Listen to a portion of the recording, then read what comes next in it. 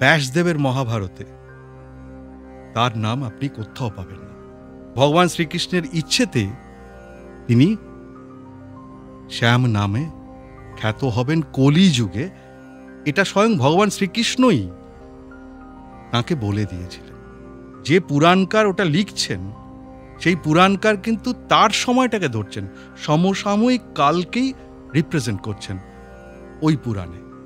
ঘটোৎকচের ছেলে বর্বরিকা, ভীমের ৩ জন স্ত্রী, ব্যাসদেবের ৪ জন শিষ্য ছিলেন, আর একটা অদ্ভুত প্রতিভা নিয়ে জন্মেছিলেন এই উগ্রশ্রবা সৌতে। প্রাগ জ্যোতিষপুর কোথায়, মারাত্মক, এতটাই মারাত্মক যে তাকে মারতে ভগবান শ্রীকৃষ্ণকে যেতে হয়েছে। নরকাসুরের ছেলে ভগদত্ত কিন্তু তখন প্রাগ জ্যোতিষপুরের রাজা। বিয়ে আমি করতে পারি, কিন্তু আমার খুব শর্ত আছে, বাবা হবে না দাদু হবে, বা এ নাতনি হবে না মেয়ে হবে, স্বামীকে বউ বহন করে নিয়ে যেতে হবে। বর্বরিক আসলে ছিল একটি যক্ষ। এটা ছিল এই বর্বরিকের অভিশপ্ত জীবন। তরবারিটা কাউকে কোপ দিতে লাগে না, যাদের মারতে হবে তাদের নিখুঁতভাবে মেরে তুনে ফেরত চলে আসবে। ভগবান শ্রীকৃষ্ণ বললেন, আমি তোমার শির চাই।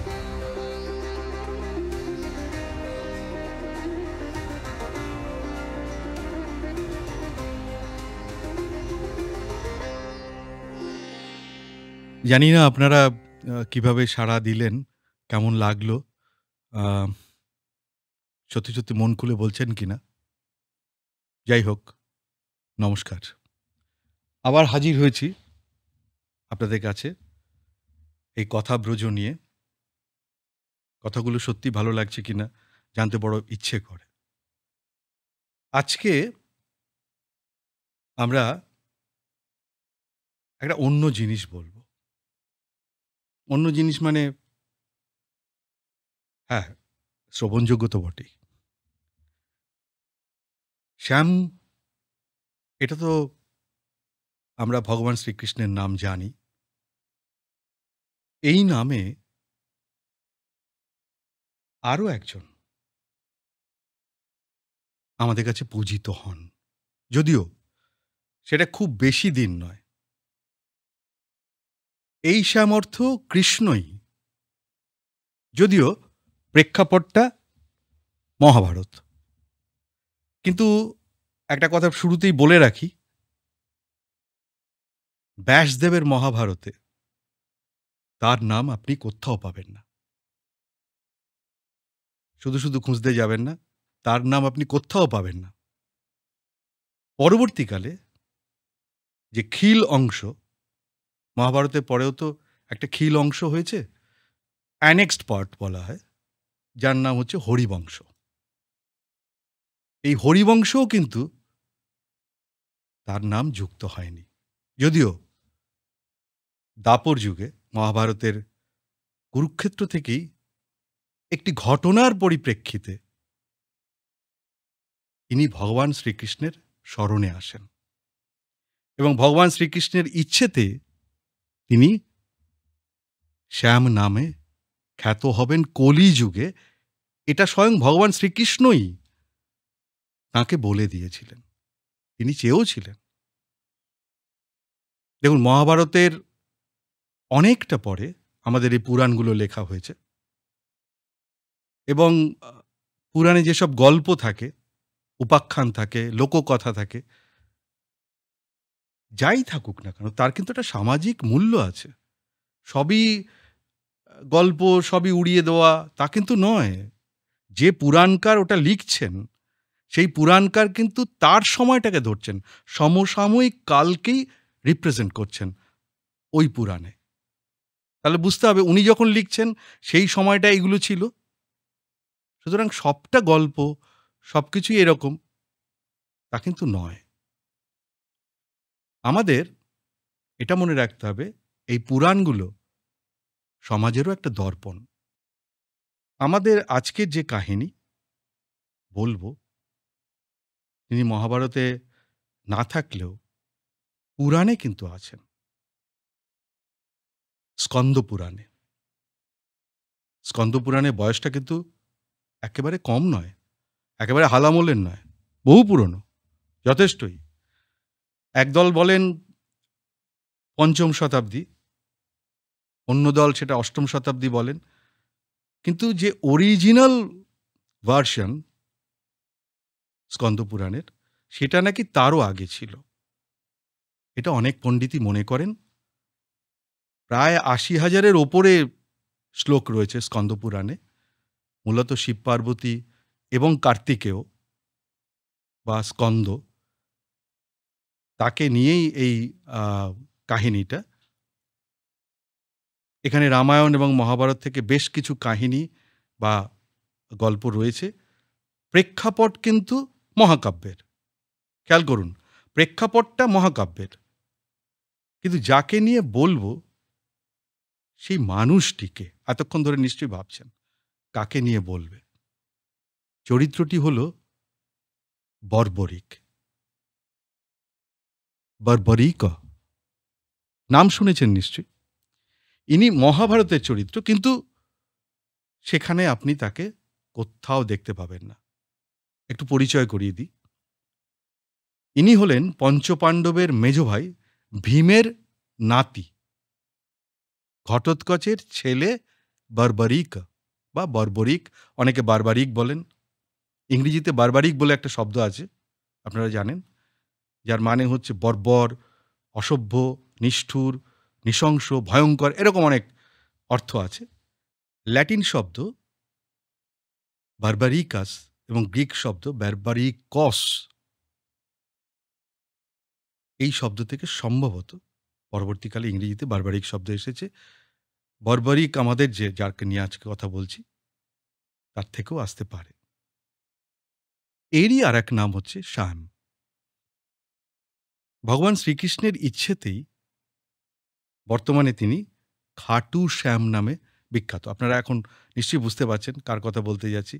সকলে এর নাম শুনেছেন। রাজস্থানের সিকার জেলায় খাটু নামে একটা গ্রাম আছে। সেই গ্রামে একটা জায়গা আছে, একটা বিশাল মন্দির আছে, খাটু শ্যামের মন্দির, খুব বিখ্যাত। লোকজন খুব যায় তীর্থ করতে। যাই হোক, সময় নষ্ট না করে স্কন্দপুরাণের আমরা যে জায়গাটা একেবারে বর্বরিকের জন্য রাখা আছে, ৫৯ থেকে ৬৬তম যে অধ্যায়, সেখানে কি আছে একবার দেখে নিই। ভীমের ৩ জন স্ত্রী। আপনারা তো একজনের নাম জানেন, দ্রৌপদী। সে তো ৫ ভাইয়ের সবারই স্ত্রী। আর তার ছেলের নাম হচ্ছে, মানে দ্রৌপদীর গর্ভে যে ছেলেটি ভীমের, তার নাম সুতোষম। দ্বিতীয় জনের নামও জানেন, রাক্ষসী হিড়িম্বা। হিড়িম্বার যে সন্তান, ভীমেরই সন্তান, তার নাম হচ্ছে ঘটোৎকচ।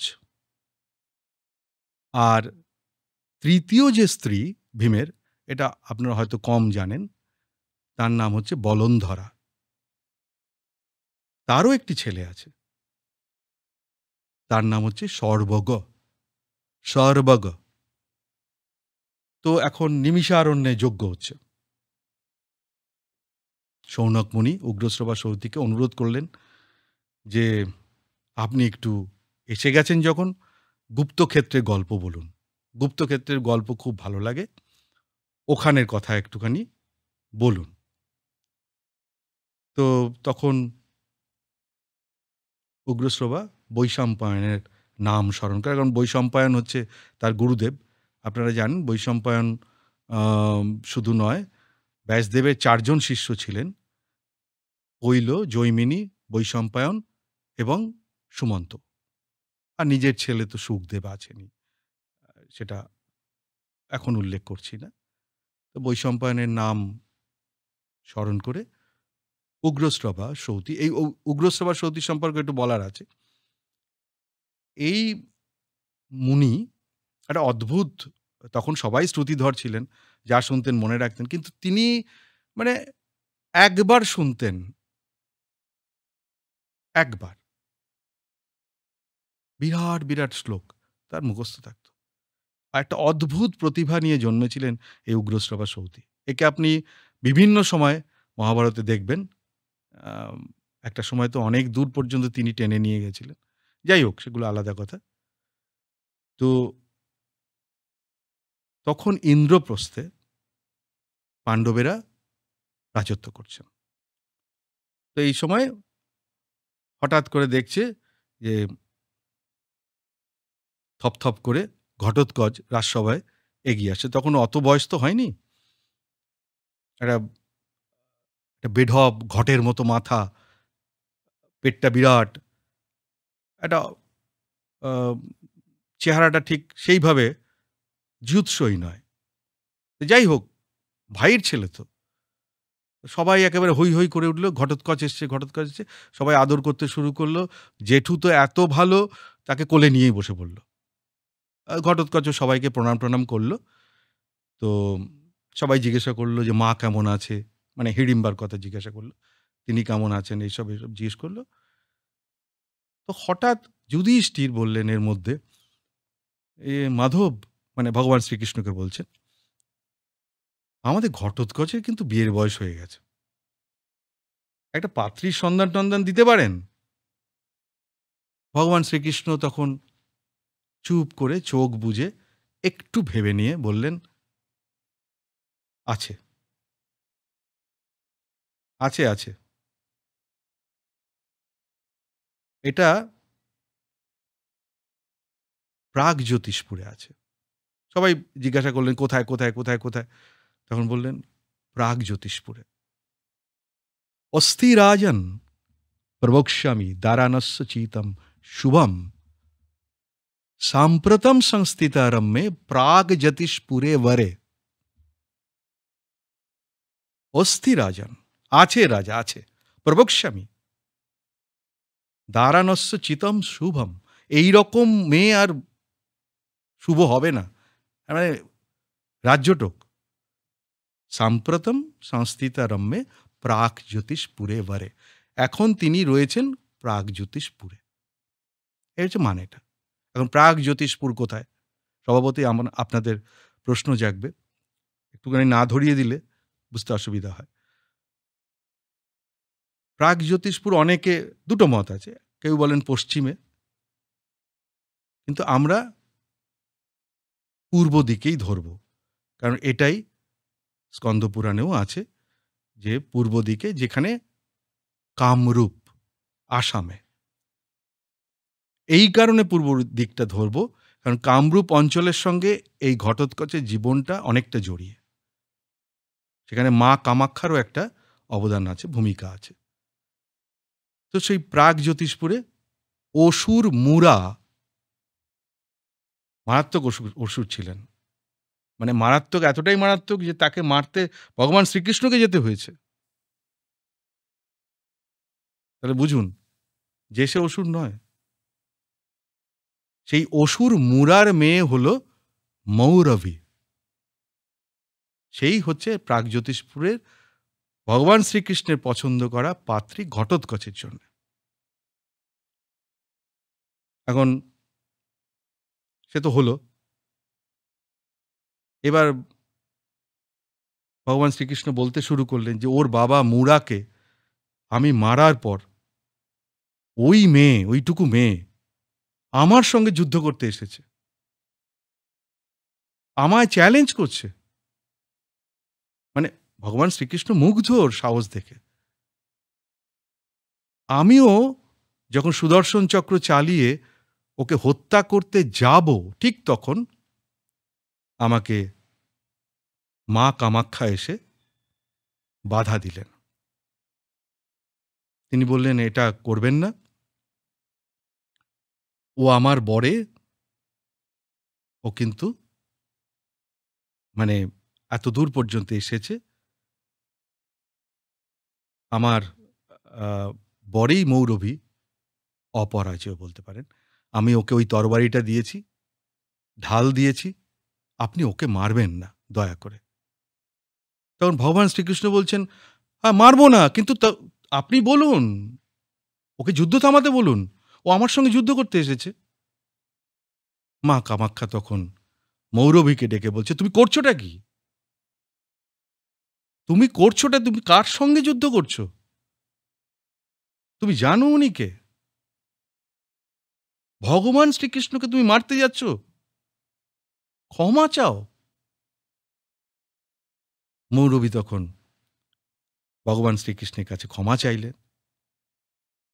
কৃষ্ণ খুশি হয়ে তখনই বললেন, শোনো, তুমি আপাতত এখানেই থাকো, তোমার সঙ্গে আমি ভীমের ছেলের বিয়ে দেব। এই প্রসঙ্গে বলে রাখি, তখন প্রাগজ্যোতিষপুরের রাজা ছিলেন নরকাসুরের ছেলে ভগদত্ত। নরকাসুরও বিখ্যাত অসুর, মানে আপনারা জানেন তার কি পরিমাণ প্রতাপ ছিল। এই নরকাসুরের ছেলে ভগদত্ত কিন্তু তখন প্রাগজ্যোতিষপুরের রাজা। ভগবান শ্রীকৃষ্ণের কাছে এই কথা শোনার পর মৌরবী মুখের উপরই বলে দিল, হ্যাঁ ঠিক আছে, বিয়ে আমি করতে পারি, কিন্তু আমার খুব শর্ত আছে, বিয়ে আমি করব। তখন ভগবান শ্রীকৃষ্ণ বলছেন, হ্যাঁ বলো তোমার কি শর্ত। প্রথম কথা, আমার সমস্ত প্রশ্নের উত্তর দিতে হবে। যদি সে উত্তর দিতে পারে, তারপরে আমার সঙ্গে যুদ্ধ করতে হবে। যুদ্ধে যদি জেতে, তবেই আমি তাকে বিয়ে করব। এবার ভগবান শ্রীকৃষ্ণ তাই বললেন, কিন্তু এই শর্তে এখন পর্যন্ত, মানে ঘটোৎকচ যাওয়ার আগ পর্যন্ত বহু পাত্র রাজারা সব বড় বড়, তারা ধরাশায়ী হয়েছেন, মারা গেছেন মৌরবীর হাতে। কারণ মৌরবী অত্যন্ত মানে অস্ত্রবিদ্যায় সুনিপুণা, তার হাতে মারা গেছে। তো এইটা শোনার পরেই, এইটা যখন ভগবান শ্রীকৃষ্ণ বলেছেন যে এরকম একটু আছে ব্যাপার মেয়েটার, একটু ডিবেট করবে, সেই ডিবেটে জিততে হবে আর যুদ্ধে জিততে হবে, এইটা শোনার পর যুধিষ্ঠির আর স্থির থাকতে পারলেন না। মানে জেঠু তো বললেন, না না না, ওরকম মেয়ে আমাদের বাড়িতে আনার দরকার নেই। না না না, আপনি অন্য মেয়ের কথা বলুন। মানে এটা দেখবেন আমাদেরও বাড়িতে হয়, কোনো একটা এরকম বিয়ের ব্যাপার আলোচনা হচ্ছে, কোনো একটা ছেলের নামে বা কোনো একটা মেয়ের নামে, এরকম একটা কিছু শোনা গেল ওই পাড়া থেকে, এই যে এরকম হয়েছে, সঙ্গে সঙ্গে আমরা বলি, না না না, আপনি অন্য একটা ব্যবস্থা করুন, এই মেয়ে আমাদের দরকার নেই বা এই ছেলে আমাদের দরকার নেই। একদম আমাদের মতোই রাজা যুধিষ্ঠির তখন মাধবকে, মানে ভগবান শ্রীকৃষ্ণকে বলছেন, না না, আপনি অন্য মেয়ের কথা বলুন। পাশ থেকে ভীম বলছেন, আমি কিন্তু আমার খারাপ লাগছে না, আমি কিন্তু মাধবের কথাতে রাজি, একে বিয়ে করুক না দাদা। অর্জুনও মেজদার কথায়, মানে ভীমের কথায় সায় দিলেন। বিশেষ করে সখা কৃষ্ণ, অর্জুনের তো সখা, তিনি যখন বলছেন, ভগবান শ্রীকৃষ্ণ তখন বললেন, শোনো, ঘটোৎকচের বুদ্ধি, মেধা এবং শক্তির পাশে মৌরবী দাঁড়াতে পারবে না, ওকে তোমরা যেতে বাধা দিও না, যেতে দাও। ঘটোৎকচ সঙ্গে সঙ্গে, জানি না, হতে পারে বিয়ের কথা শুনলে অনেক ছেলেই হোক মেয়ে হোক মনটা ভীষণ খুশি হয়। ঘটোৎকচ খুশি হয়ে সকলকে প্রণাম করে তাড়াতাড়ি রওনা দিচ্ছে প্রাগজ্যোতিষপুরের দিকে। যখন যাচ্ছে তখন কৃষ্ণ বললেন, শোনো, যখন ডিবেট হবে, বিতর্ক শুরু হবে, তখন তুমি আমাকে স্মরণ করো, আমি তোমার সহায় হব। তং গতুকাম মহদম অভিনন্দ জনার্দন কথা কথনকালে মাং স্মরেতাস্থং জয়াবহম। মানে তং গতুকাম মহদম অভিনন্দ জনার্দন, যখন চলে যাচ্ছে সেই সময় জড়িয়ে ধরে জনার্দন, মানে ভগবান শ্রীকৃষ্ণ, তাকে অভিনন্দন জানালো, জানিয়ে বলছে, কথা কথনকালে, কথা কথন মানে ডিবেট, মাং স্মরেতাস্থং জয়াবহম, আমাকে স্মরণ করো, জয় হবে। ঘটোৎকচ বলল, আচ্ছা আচ্ছা তাই হবে। সেই প্রাগজ্যোতিষপুরে এসে মৌরবীর এক সখীকে দেখতে পেয়ে তো বললেন যে, আমি একটু মৌরবীর সঙ্গে দেখা করতে এসেছি। তো ওই সখীরা তো পাত্তাই দিল না, চলে যেতে বলল। তুমি কি মরতে এসেছো এখানে? ঘটোৎকচ বলল, হ্যাঁ, যদি তাই মনে করো তাহলে মরতেই এসেছি, যদি ওকে আমি হারাতে না পারি তাহলে মরবো। মৌরবী তখন দোলনায় দুলে দুলে আয়েশ করছে। সিনটা ভাবুন, দোলনায় দুলছে মৌরবী, আয়েশ করছে। সখীরা মৌরবীকে গিয়ে বলল যে এরকম আবার একজন এসছে কিন্তু। হ্যাঁ, আর মৌরবী বলল আচ্ছা পাঠিয়ে দে। তা তারা গিয়ে বলল ঘটোৎকচকে। ঘটোৎকচ এলো। মৌরবী বলল শুনুন, আমাকে যদি বিয়ে করতে হয় তাহলে আমার প্রশ্নের প্রথমে উত্তর দিতে হবে। ঘটোৎকচ বলল বেশ তো, তা তোমার কি প্রশ্ন, করো। মৌরবী বলল আমাকে এমন একটা গল্প শোনান যাতে আমি ভীষণ সংশয়ে পড়ে যাই, কোনো ডিসিশন নিতে না পারি। মানে এমন জটিল একটা গল্প হবে যার থেকে আমি কোনো কনক্লুশনে আসতে পারবো না। হঠাৎ ঘটোৎকচে মনে পড়ে গেল যে ভগবান শ্রীকৃষ্ণ যাওয়ার সময় তাকে বলে দিয়েছিলেন যে ডিবেট যখনই শুরু হবে তুমি আমাকে স্মরণ করবে। ঘটোৎকচ বলল আচ্ছা দাঁড়াও। বেশ কিছুক্ষণ চোখ বুজে ভগবান শ্রীকৃষ্ণকে স্মরণ করলেন। চোখ খুলে বললেন হ্যাঁ, গল্পটা শোনো। গল্পটা হলো এক দম্পতির একটি মেয়ে ছিল। মেয়েটির মা মারা গেল, বাবার কাছে মানুষ হচ্ছে, এদিকে মেয়েটিও বড় হচ্ছে। তারপর লোকটি একদিন মেয়েটিকে বলল দেখো তুমি কিন্তু আমার মেয়ে নও, তুমি আমার মেয়ে নও, তুমি আমার প্রতিবেশীর মেয়ে। আমরা তোমাকে প্রতিপালিত করেছি, বড় করেছি, আর আমি এখন স্থির করেছি আমি তোমায় বিবাহ করব। তুমি রাজি? তো সেই মেয়ের সঙ্গে সত্যি বিয়ে হয়ে গেল। তাদের একটি মেয়ে হলো। এখন প্রশ্ন হলো এই মেয়েটি ওই লোকটিকে বাবা বলবে না দাদু বলবে? ভাবুন, এটার মধ্যে অন্য কিছু ধরবেন না, এটা কিন্তু গল্পটা বলছে, জটিল গল্প যার থেকে ডিসিশনে আসা যাবে না। ওর শর্তই হচ্ছে ওইটা।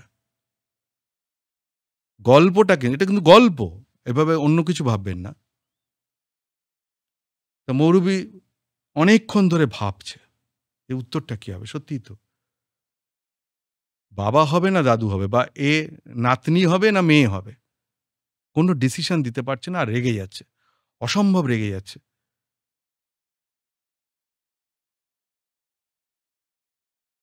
কি করবে? মানে এ বলছে ঘটোৎকচ যে ততস্তু শ্যাম সুত যজনে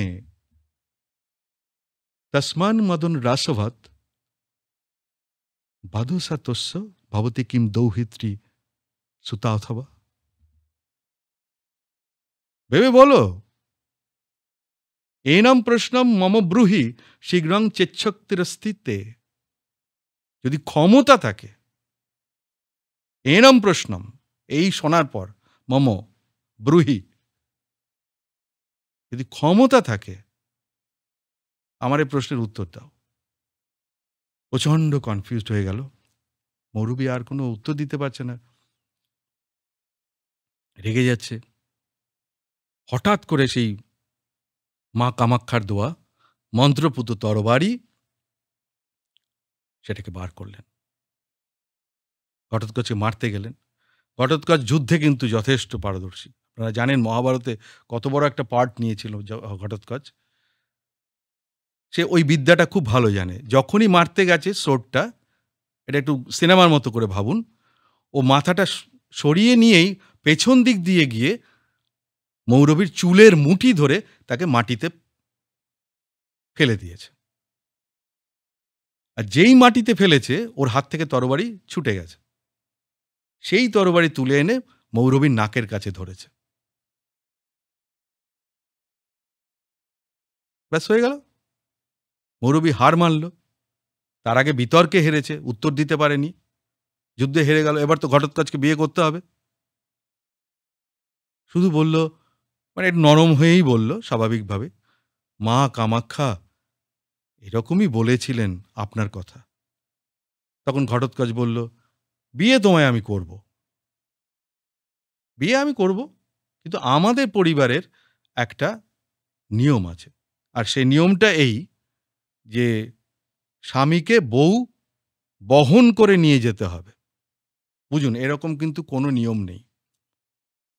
যুধিষ্ঠির এই পঞ্চপাণ্ডবের যে বিয়ে হয়েছে, দ্রৌপদী কি ৫ স্বামীকে কোলে করে নিয়ে এসেছিল ওই কুটিরে কুন্তির কাছে? তা না। It's a kind of ragging. অর্থাৎ তুমি এতটা দেখিয়েছ, এবার তোমার অহংকার আমি চূর্ণ করব। মৌরবী ভাবলো, আচ্ছা তাও হতে পারে, এদের বংশের এরকম নিয়ম আছে। মৌরবী তো অসুরের মেয়ে, তারও শক্তি কম নেই। সে বলল, ঠিক আছে চলো। পিঠে করে ঘটোৎকচকে নিয়ে ইন্দ্রপ্রস্থে পৌঁছলো। কামাখ্যা থেকে, মানে কামরূপ থেকে ইন্দ্রপ্রস্থে পৌঁছলো। সেখানে ধুমধাম করে বিয়ে হলো, ধুমধাম করে, এবং তাদের একটি পুত্র হলো। কালো মিশমিশে রং, মাথাটা সেই ঘটের মতো, হ্যাঁ, আর বর্বরদের মতো লাল খাঁড়া খাঁড়া চুল।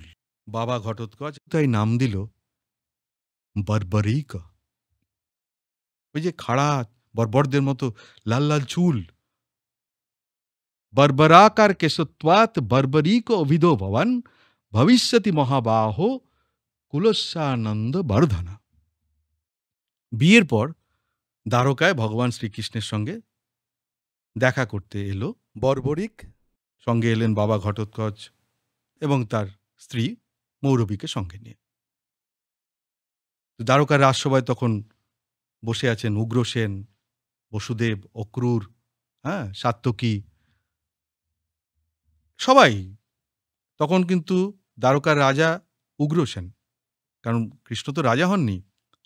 ওই যে কংস আটকে রেখেছিল উগ্রসেনকে, উগ্রসেনকে ছাড়িয়ে এনে কারাগার থেকে তিনি রাজা করেছিলেন, কারণ উগ্রসেন অনেক এক্সপিরিয়েন্সড আর অনেক বয়স তার। এতটা পর্যন্ত তিনি ভেবেছেন, তিনি তো হতেই পারতেন। যাই হোক, এই রকম একটা সভার মধ্যে এসে ঘটোৎকচ দাঁড়ালেন। শ্রীকৃষ্ণ, ভগবান শ্রীকৃষ্ণ তাদের আশীর্বাদ করলেন। বর্বরিকের অতীতটাকে কিন্তু ভগবান শ্রীকৃষ্ণ জানতেন। এটা আমি আগেও বলিনি, বললে মজাটা নষ্ট হয়ে যেত। তাই ভগবান শ্রীকৃষ্ণ তাকে পরামর্শ দিলেন আশীর্বাদ করি, যে তুমি দেবী দুর্গার তপস্যা করো। আসলে বর্বরিকের পূর্বজন্মে একটা অভিশাপ ছিল। বর্বরিক আসলে ছিল একটি যক্ষ। তার নাম ছিল সূর্যবর্চস বা সূর্য বর্চস। দেবতা অসুরের যুদ্ধ তো লেগেই থাকতো, আগেও আমি কখনো বলেছি। এই যুদ্ধ লেগে থাকার ফলে এরকম বারবারই দেবতারা আসতো বাঁচান বাঁচান করে ব্রহ্মার কাছে। এরকম যুদ্ধ বেঁধেছে, দেবতারা ব্রহ্মার কাছে এলেন, আমাদের রক্ষা করুন। ব্রহ্মা তখন স্বভাবতই কি করেন, বিষ্ণুর কাছে নিয়ে যান। সবাইকে বললো যে বিষ্ণুর কাছে যান, ভগবান বিষ্ণুর কাছে যান, উনি সাহায্য করবেন। কাছাকাছি এই সূর্যবর্চস, এই যক্ষটি দাঁড়িয়েছিল। সে ভালো যোদ্ধা ছিল, সেটা কথা নয়। সে এইসব শুনে টুনে বলল, ও সব আবার কেন বিষ্ণু টিষ্ণুর কাছে যাওয়া, ও কিছু করতে হবে না, ও আমি একাই ১০০, আমি ঠিক করে দেবো। এইটা শুনে ব্রহ্মার স্থির থাকতে পারলেন না, এত ক্ষেপে গেলেন, ওইখানে দাঁড়িয়ে যক্ষকে অভিশাপ দিলেন। তোমার এত গর্ব, এত অহংকার, তোমার বিষ্ণুর হাতেই মরণ হবে। ঘটোৎকচের ছেলে হয়ে দাপর যুগে এটা ছিল এই বর্বরিকের অভিশপ্ত জীবন। তাই ভগবান শ্রীকৃষ্ণ মা দুর্গার স্তব করতে বললেন, তার আশীর্বাদ চাইতে বললেন। ভগবান শ্রীকৃষ্ণ ঘটোৎকচে এটা বললেন যে তোমার ছেলে খুবই ভালো হয়েছে, আমি ওকে একটা নতুন নামও দিচ্ছি। এই নামটা হচ্ছে সুহৃদয়। আমরা কিন্তু বর্বরিক নামেই জানি। ভগবান শ্রীকৃষ্ণ স্বয়ং তার নাম দিয়েছেন সুহৃদয়। বর্বরিক মা দুর্গার তপস্যা করতে চলে গেলেন, যেমন যেমন বলেছেন। এই যে তপস্যা ক্ষেত্রটি, যেটা ওই যে উগ্রশ্রবা সৌতিকে বলেছিলেন না, এই নিমিষারণ্যের যে যজ্ঞ দিয়ে এই গল্পটা শুরু হলো, সেখানে বলেছিলেন যে গুপ্তক্ষেত্রের কথা বলুন, গুপ্তক্ষেত্রের কথা বলুন। এই কিন্তু গুপ্তক্ষেত্রেরই কথা। এই যে তপস্যা করতে চলে গেল দুর্গার জন্যে, দুর্গার তপ করতে, এটাই কিন্তু সেই গুপ্তক্ষেত্র বা মহিষাগর সঙ্গম, যে গুপ্তক্ষেত্রের গল্প আমি একটু আগে আপনাদের বলেছি। যাই হোক, তো মা দুর্গার অনেক অনেক বছর ধরে তপস্যা করলেন। এখানে অনেক গল্প আছে। এখানে স্বয়ং ভীমের সঙ্গে মারামারি হবে, বাবুন দাদুর সঙ্গে। আমি আর ওর মধ্যে যাচ্ছি না। সেখানে ভীম খুব অপমানিত হবে। বর্বরিক এতটা শক্তিশালী হয়ে গেছে, যেগুলো ওগুলো আর বলছি না। মা দুর্গা অসম্ভব সন্তুষ্ট হয়ে তপস্যায় বর্বরিককে প্রচুর অস্ত্রশস্ত্র দিলেন। তার মধ্যে প্রধান যে অস্ত্রটি, সেটা হচ্ছে একটা তরবারি। তরবারিটার একটা বিশেষত্ব আছে। তরবারিটা কাউকে কোপ দিতে লাগে না, শুধু তরবারিটা স্পর্শ করলে সে টুকরো হয়ে যাবে। আর দিলেন 3খানা তীর। এই 3টে তীরের ক্ষমতা ভয়ঙ্কর, ভয়ঙ্কর। এটা বলতে গেলে আমাকে সরাসরি চলে যেতে হবে একেবারে কুরুক্ষেত্রের যুদ্ধে। চলুন যাই দেখি কুরুক্ষেত্রের যুদ্ধে সেদিনকার ঘটনাটা কি হচ্ছে। যুদ্ধ শুরু হবে হবে এমন সময় যুধিষ্ঠির ভগবান শ্রীকৃষ্ণকে বলছেন যে আমি লোকমারপথ শুনলাম যে দুর্যোধন তার যোদ্ধাদের নাকি জিজ্ঞাসা করছে যে পাণ্ডব পক্ষকে খতম করতে কতদিন লাগবে। তাতে মহামতি ভীষ্ম বলেছেন 1 মাস। কারণ ভীষ্ম সব থেকে বর্ষিয়ান ওখানে, তিনি বলেছেন 1 মাস সময় লাগবে। কৃপাচার্য তিনিও এরকমই বলেছেন। আচার্য দ্রোণ বলেছেন ও 15 দিনে হয়ে যাবে, কুরুক্ষেত্রের যুদ্ধ শেষ হয়ে যাবে। তার ছেলে, দ্রোণের ছেলে অশ্বত্থামা, তিনি বলেছেন 10 দিনে শেষ করে দেব। কর্ণ বলেছেন 6 দিন সময় লাগবে।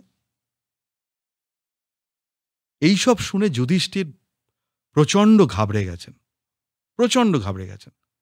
এগুলো সব শুনেছেন দূত মুখে, গোয়েন্দা থাকে তো, তারা শুনে এসছে যে এরকম বলা বলি করছে ওই কৌরব পক্ষে।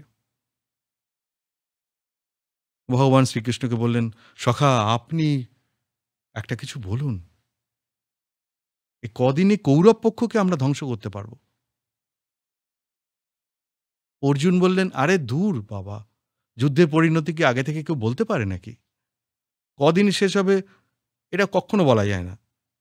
আর তুমি তোমার যোদ্ধাদের দেখো, তাদের উপর আস্থা রাখো, কত বড় বীর তারা, ভরসা রাখো। দ্রুপদ, বিরাট, কেকয়, সাত্যকী, ধৃষ্টদ্যুম্ন, ঘটোৎকচ, আর সর্বোপরি তো ভগবান শ্রীকৃষ্ণ সখা রয়েছেন। তুমি তাদের উপরে ভরসা রাখছো না? ওই কি শুনেছো তার উপরে এখন ভরসা করছো? এইসব যখন বলেছেন, তখন যুধিষ্ঠির ভাবছেন। অর্জুন আরো বলল, দেখো এই সবাই এই নানান রকম দিন বলছে, কেউ 1 মাস, কেউ 15 দিন, কেউ 10 দিন। আমি একা 1 দিনে পারি, 1 দিনে কুরুক্ষেত্র শেষ করতে পারি। ভীম ও পাশ থেকে ভাইয়ের কথা, কারণ অর্জুনকে প্রচণ্ড স্নেহ করতেন ভীম, আর অসম্ভব ওর এই বিদ্যাকে ভীষণ সম্মান করতেন। ভীম সঙ্গে সঙ্গে ভাইয়ের কথায় সায় দিল যে অর্জুন ওটা পারে ইচ্ছে করলে। এমন সময় চারিদিকে তুড়ি ভেড়ি বেজে উঠল, শঙ্খনাদ হলো, ঢাকঢোল বাজতে শুরু করলো। এই সবাইকে থামিয়ে দিয়ে বর্বরিক এসে হাজির। ও বলল, আমি মা দুর্গার কৃপায় যে অস্ত্র পেয়েছি তা দিয়ে এই কৌরবদের এক মুহূর্তে লহমা, এক মুহূর্তে ধ্বংস করতে পারি, কয়েক সেকেন্ড। আপনারা এটা আমার অহংকার মনে করবেন না, খুব বিনয়ী হয়ে বলছে, ভগবান শ্রীকৃষ্ণ রয়েছেন সামনে। শত্রুরা অস্ত্রে হাত রাখার আগেই আমি শেষ করে দেব।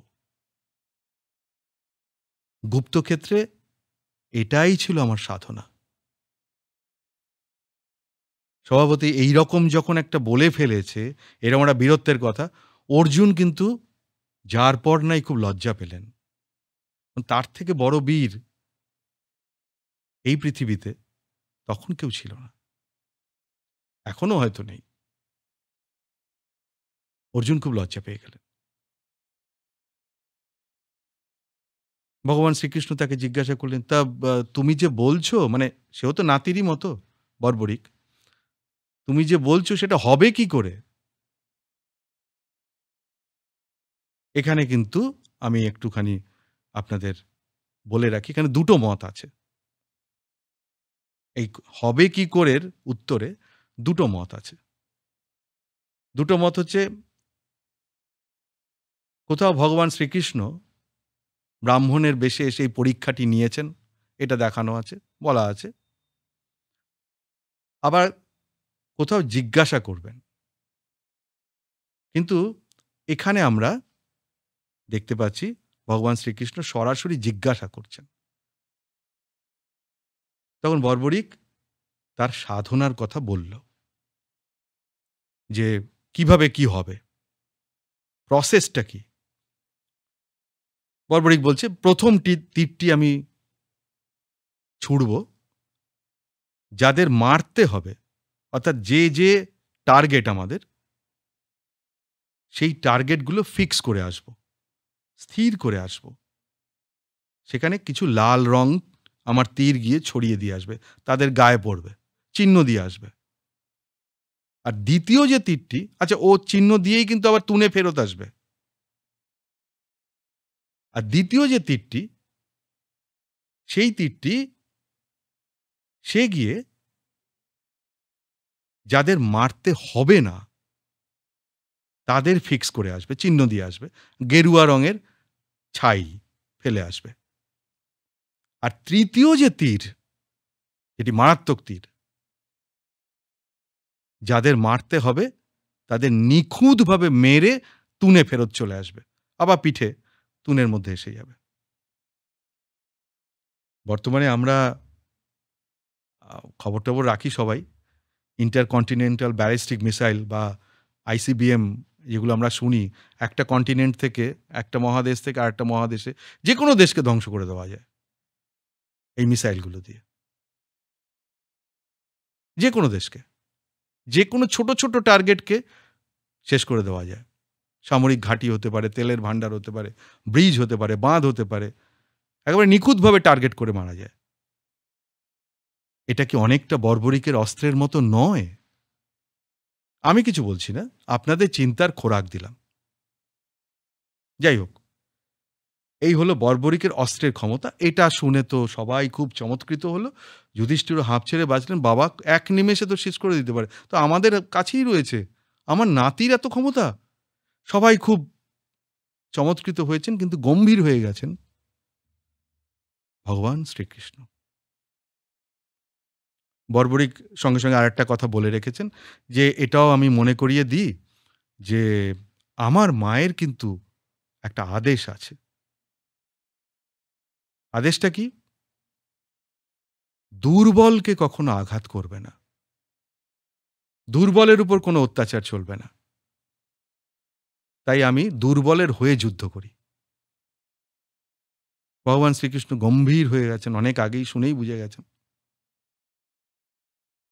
অর্থাৎ যুদ্ধে কোনো না কোনো পক্ষ দুর্বল হবেই, আর যে দুর্বল হবে বর্বরিক তার হয়ে যুদ্ধ করতে চলে যাবে। তাহলে আবার উল্টো দিকে দুর্বল হয়ে গেল, উল্টো দিকে দুর্বল হলে আবার উল্টো দিকের হয়ে ওখানে যুদ্ধ করবে। তাহলে এই যুদ্ধ তো কোনোদিনও শেষ হবে না, তাই না? তখন ভগবান শ্রীকৃষ্ণ তিনি ব্যাপারটা পুরো বুঝে গেলেন। মিষ্টি করে হেসে নাতি বর্বরিককে বললেন, এই যুদ্ধে আমি তোমার কাছ থেকে একটা জিনিস চাইব, তুমি না বলো না, তুমি দেবে তো? সঙ্গে সঙ্গে নাতি বর্বরিক হাত জোর করে বললেন, আপনি চাইলে আমার না দেওয়ার মতো কি আছে? ভগবান শ্রীকৃষ্ণ বললেন, এই তো সুযোগ। মনে মনে ভাবছেন, পরিষ্কার বললেন, আমি তোমার শির চাই, শির, মুন্ডু, অর্থাৎ তোমার মৃত্যু। চারিদিকে হৈ হৈ হয়ে গেল।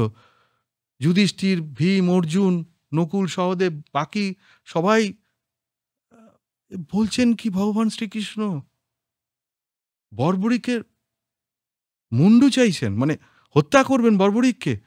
ভীম তো প্রচণ্ড আহত হলেন। কিন্তু বর্বরিক দ্বিতীয়বার ভাবল না। পায়ের কাছে মাথা নিচু করে বললেন, তাই হোক, তবে আমার একটা প্রার্থনা আছে। ভগবান শ্রীকৃষ্ণ বললেন, বলো, বলো তোমার কি প্রার্থনা? বর্বরিক বললেন, এই যে গোটা কুরুক্ষেত্রের যুদ্ধ হবে, এই গোটা যুদ্ধটা আমি স্বচক্ষে দেখতে চাই। ভগবান শ্রীকৃষ্ণ বললেন, আচ্ছা বেশ, তাই হবে, তাই হবে। তিনি সুদর্শন চক্রকে আজ্ঞা দিলেন, মুন্ডু কেটে মেরু পর্বতে গিয়ে মুন্ডুটাকে লাগিয়ে দেওয়ার জন্য। মানে মুন্ডুটা গিয়ে ওখানে গেঁথে গেল। এখানে অনেকটা আছে, আমি খুব সংক্ষেপে সংক্ষেপে বলছি। আর যে শরীরটা পড়ে রইল, সেই শরীরটার কিন্তু সৎকার হলো। মাথাটা চলে গেল মেরু পর্বতে, অনেকটা রাহুর মতো জীবিত করে রাখলেন। দেবী চণ্ডিকা তিনি জীবিত করে রাখলেন। ওইখানে বসে বর্বরিকের মাথা, কাটা মাথা, গোটা যুদ্ধটা দেখল। যুদ্ধ যখন 18 দিন পর শেষ হয়ে গেছে, বেশ কিছুদিন কেটে গেছে, ভীম দেখা করতে গেলেন নাতির সঙ্গে ওই মেরু পর্বতে। কথায় কথায় জিজ্ঞাসা করলেন, তুমি তো যুদ্ধটা দেখলে, কি দেখলে বলো দেখি? তখন বর্বরিক বললেন, দাদু, আমি তো একজনকেই যুদ্ধ করতে দেখলাম। ভীম বলছেন, সে কি, আমরা এত লোক যুদ্ধ করলাম, তুমি একজনকে? আমি একজনকেই দেখেছি দাদু। কি দেখলে? দেখলাম যার বাঁ দিকে পঞ্চানন, মানে 5 মুখ, ডান দিকে একটি মাথা, বাঁ দিকে 10 হাতে ত্রিশূল, ডান দিকে 4 হাতে শঙ্খ, চক্র, গদা, পদ্ম, বাঁ দিকে জটাধারী, ডান দিকে মুকুট পরিহিত একটি মুখ। দাদু, আমি তো তাকেই দেখলাম। তিনিই তো একা যুদ্ধ করে গেলেন, এত বড় যুদ্ধ, এত দিন ধরে। আমি তো আর কাউকে দেখিনি। ভগবান শ্রীকৃষ্ণ পরে তাকে উদ্ধার করলেন এবং তখনই কথা দিলেন যে কলিযুগে মর্তে তার মূর্তি তৈরি হবে এবং তার পুজো হবে এবং তাকে সবাই শ্যাম নামে ডাকবে। ইনিই হলেন এই এখনকার রাজস্থানের খাটু শ্যাম। এবং এখানে আমি অনেক কিছু বাদ দিয়ে বলেছি, মানে আরো অনেক বড় কাহিনীটা। এই যে সাধনা এবং সেই সাধনালব্ধ ফল, তার ফলের যে একটা খারাপ দিক আছে, সেই শিক্ষাটাই কিন্তু এটা দেয়। যে লোক কোনো দলকে সাপোর্ট করে না, কোনো দিকে হয় না, সে কিন্তু সন্দেহজনক। আর যে লোক সব দলকেই সাপোর্ট করে, দেখবেন অনেকেই সবার সঙ্গে কম্প্রোমাইজ করে চলে আমাদের মধ্যেই, এই সমাজের মধ্যেই সবার সঙ্গে দেখবেন ও সবাই বলে অজাত শত্রু, ওর কোনো শত্রু নেই। ওকে কিন্তু সবাই সন্দেহ করে, সবার কাছে কম্প্রোমাইজ করে। আর যে কোনো দলে থাকে না তাকেও সন্দেহের খাতায় রাখতে হয়। এটা আমরা বৃহত্তর ক্ষেত্রে রাজনীতিতে খুব ভালো করে জানি। যাই হোক, আজকে আমরা বর্বরিককে নিয়ে একটু গল্প করলাম। আবারও নিশ্চয়ই সুযোগ হবে আপনাদের সঙ্গে কথা বলার। ততদিন পর্যন্ত ভালো থাকুন, সুস্থ থাকুন এবং শুনতে থাকুন, লিখতে থাকুন। আরও কি শুনতে ইচ্ছে করছে এবং উম কেমন হচ্ছে সেটাও তো আমার জানার দরকার। ভালো লাগছে কিনা। ততদিন পর্যন্ত নমস্কার।